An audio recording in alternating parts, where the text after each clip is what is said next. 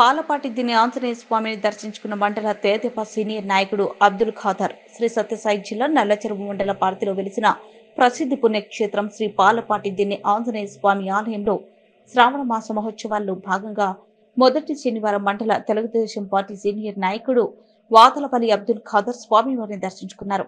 అనంతరం భక్తుల సౌకర్యార్థం ఏర్పాటు చేసిన అన్నదాన కార్యక్రమంలో పాల్గొని భక్తులకు వడ్డించారు. ఈ కార్యక్రమంలో ఆర్యవైశ్య సంఘం నాయకులు కరై రవిశంకర్, అల్లా బకాష్, ఆనంద్ తదితర తెలుగుదేశం పార్టీ నాయకులు కార్యకర్తలు పాల్గొన్నారు.